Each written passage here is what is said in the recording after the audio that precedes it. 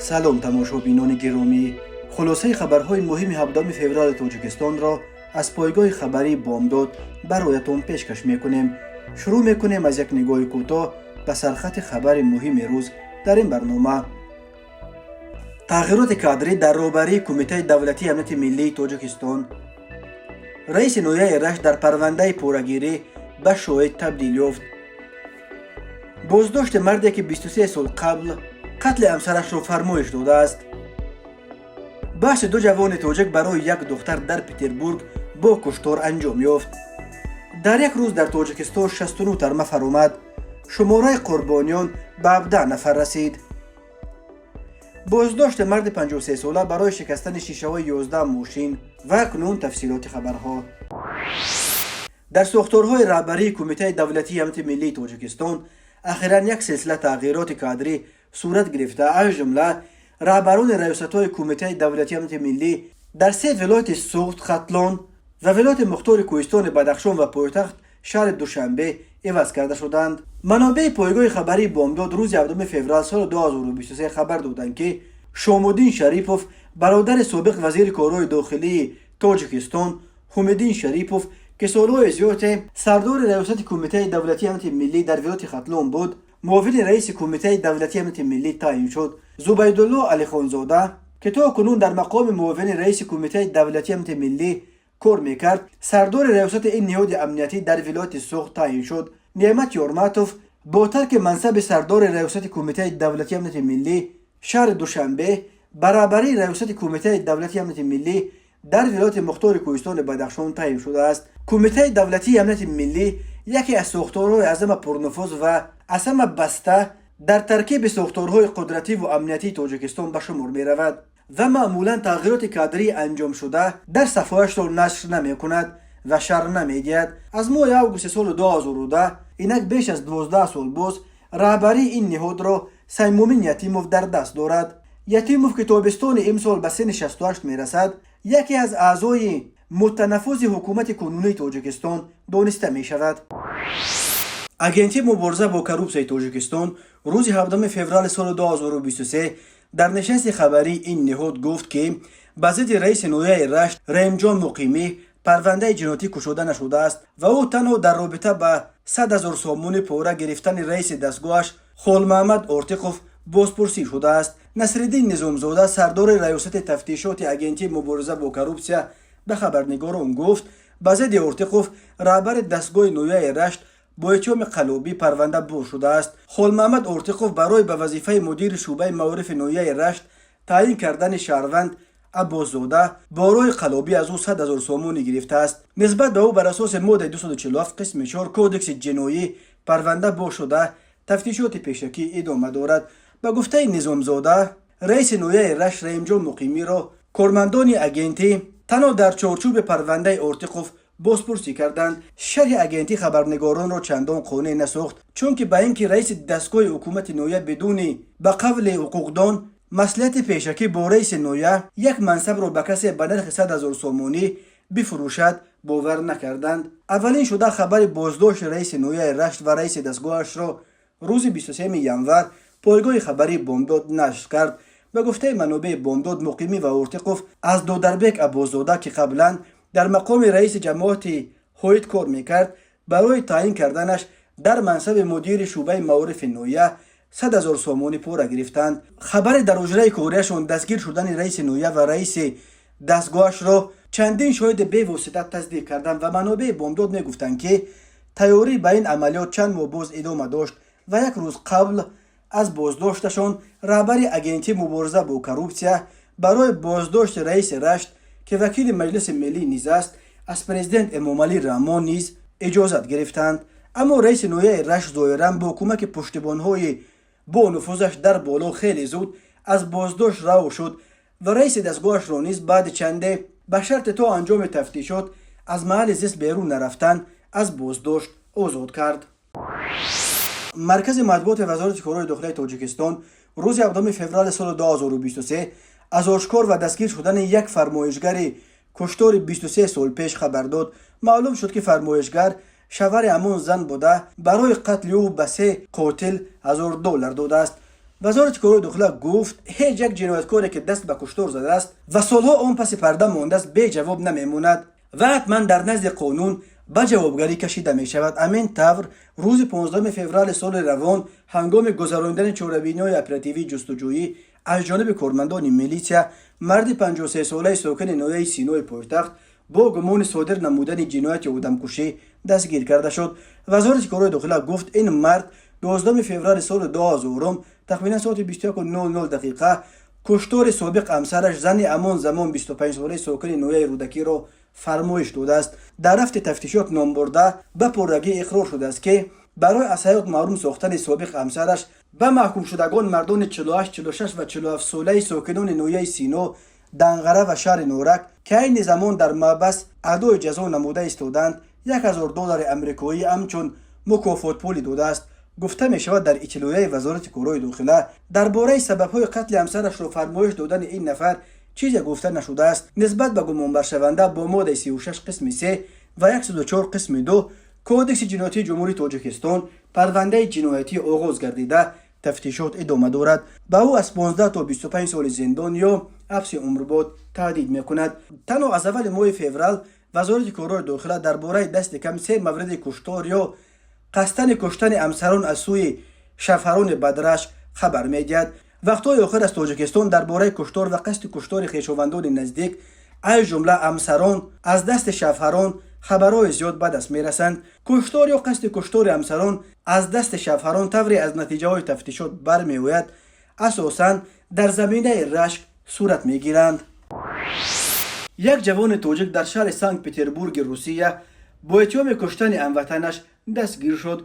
کارمندان پلیس ناحیه فرونزه صبح بر وقت 7 فوریه سال 2023 تقریبا ساعت 5 شهروند 25 ساله تاجیکستان را همگی چند ساعت بعد کشته شدن یک مهاجر تاجیک 24 ساله در گوشه دیگر شهر در کوچه تراژوک دستگیر کردند. بنا به اطلاع نشریه محلی فانتانکا هنگام بازداشت از این جوان تاجیک کرد که او همچون وسیله برای کشتن هموطنش استفاده برد دریافت و مصادره کرده شد. خود دستگیر شده برای شرح قضیه دسترس نیست ولی پلیس میگوید این جوان تاجیک شب 16 فوریه تقریبا ساعت 23 دقیقه با کرد مسلح شده به نزد جوان تاجیک 24 ساله به جای کار او یک انبار در کوچه سالووا رقم 36 آمده است. فانتانکا می نویسد بین دو جوان بر سر یک دختر که هر دو او را دوست می داشتند بحث سخت برخاسته است و جوان میمون کارگر آن انبار را با چند ضرب کرد به قسمت قفس سینه‌اش زده کشته است و از جای حادثه فرار کرده است.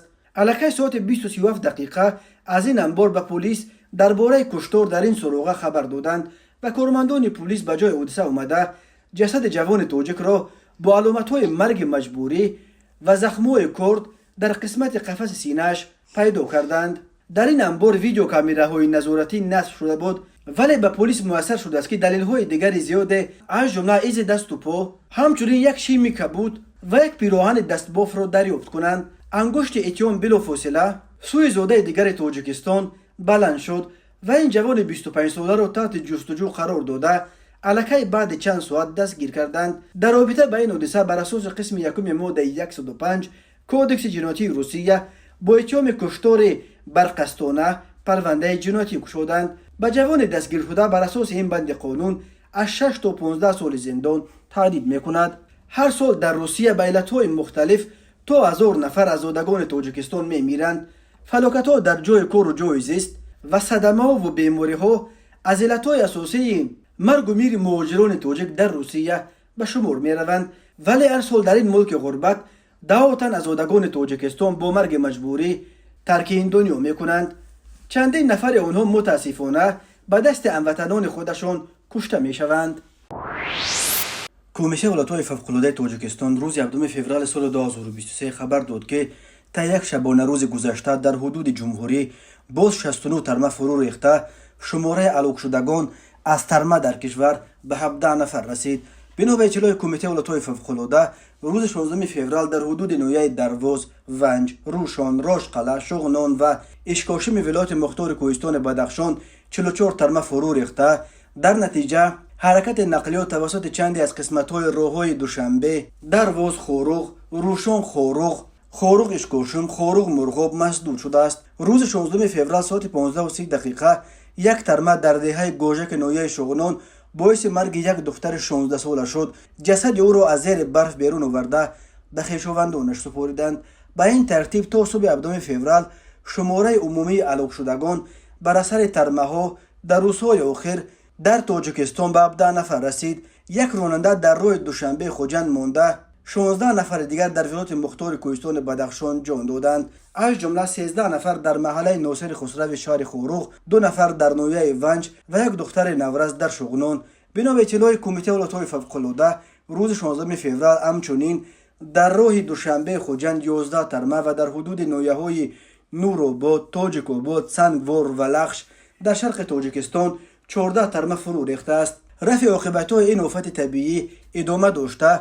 صبح 7 فوریه حرکت نقلیات توسط شهرهای دوشنبه خوجند ممنوع بود. بنا به پیشبینی هواشناسان دست کم تا 19 فوریه خطر فرو ریختن ترمه ها، سنگریز و سیل در نویه‌های کوهستانی توبه مرکز، قسمت‌های جنوب و قطارکوه‌های ایسار و قسمت غربی ولایت مختار کوهستان بدخشان باقی مانده.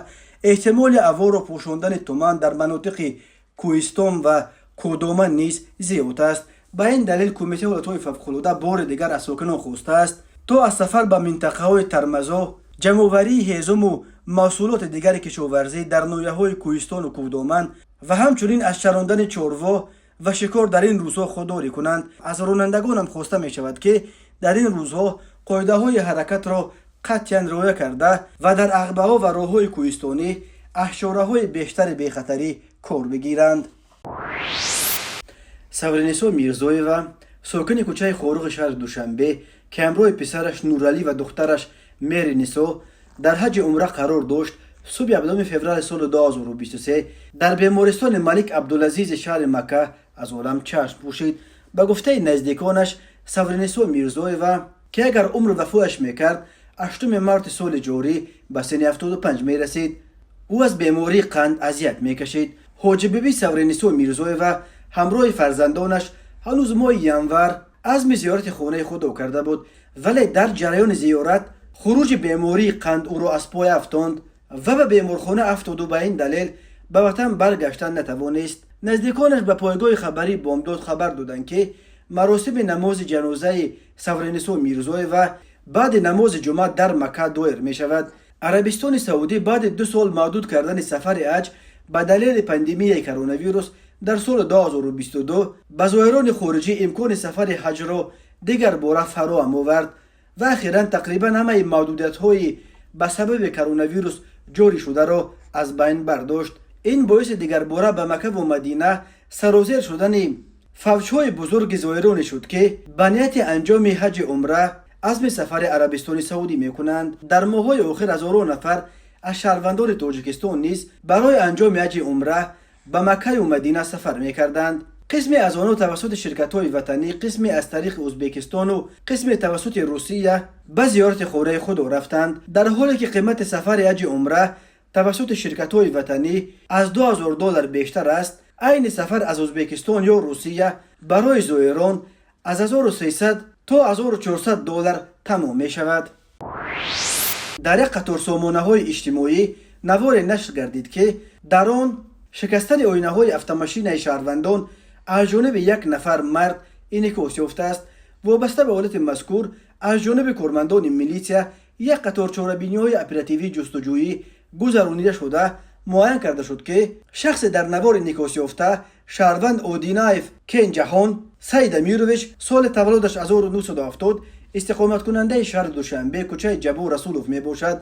بنا به اطلاع رئیست وزارت کارهای داخلی دوشنبه ضمن سنجش معاین گردید که نامبرده در حالت مستی صحنه 15 فوریه سال جاری تخمیناً ساعت 01:00 در محله زرفشان آینه‌های 12 اتومبیل شهروندان را زده شکسته است که با این عمل برقصدانه به صاحب ملکان واسطه‌های نقلیات در عموم نزدیک 20,000 سومانی ضرر رسانیده است. این زمان گمانبر شونده اودینایف کینجهان در حبس پیشکی قرار داشته با مقصد آغاز نمودن پرونده جنایتی طبق طلبات ماده 255 کودکس جنایتی جمهوری تاجیکستان قصداً نیست و نابود یا ویران کردن مال و ملک.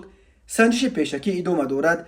به وی بر اساس این بند قانون همچون جزا و جریمه به اندازه از 250 تا 912 نشان دهنده برای ایسوپ‌ها، کارهای اصلاحی به مهلت تا 2 سال و یا تا 5 سال حکم زندان تهدید میکند. به شعبه وزارت کارهای داخلی 2 در ناحیه سینا عریضه مرد 28 ساله ساکن ناحیه مذکور وارد گردیده است که ماه سپتامبر سال 2021 شخصان نامعلوم با راه پنهانی از انبارخانه مغازش لباسهای کودکانه را دزدیده از جای حادثه غیب زدند. ضرر رسانیده شده 30,000 سامانی را تشکیل می‌دهد. هنگام گذراندن چاره‌بینی‌های اپراتیوی جستجویی از جانب کارمندان میلیسیا، مرد 30 ساله ساکن همین ناحیه همچون گمانبر در صادر نمودن جنایت دزدی دستگیر کرده شد. اوید به این حادثه تفتیشات ادامه دارد. به شعبه وزارت کارهای داخلی در شهر وحدت با عریضه جوان 19 ساله ساکن شهر مذکور مراجعت نموده است که 13 فوریه سال 2023 تقریبا ساعت 17:30 دقیقه هنگام در افت کرایه‌کش تمغه اوپل نشستنش یک شخص ناشناس با تخلص بیروز او را به یگان اساس دشنامه قبیه داده با زوراوری از دستش تلفن موبیلی تمغه ردمی نو را تصرف نموده از جای حادثه غیب زده است. ضرر رسانیده شده 2000 سامانی را تشکیل می‌دهد. از جانب کارمندان میلیسیا معاین کرده شد که جنایت مذکور را جوان 23 ساله ساکن همین شهر صادر نموده است. اوید به این حادثه تفتیشات ادامه دارد. تماشابینان عزیز و گرامی، این بود مرور به خلاصه چند خبر مهم امروز تاجیکستان. خبر و گزارش‌های بیشتر از تاجیکستان و درباره تاجیکستان و اطراف آن را در سامانه پایگاه خبری بامداد در این نشانه پیگیری نمایید: www.bomdad.com. خوش باشید.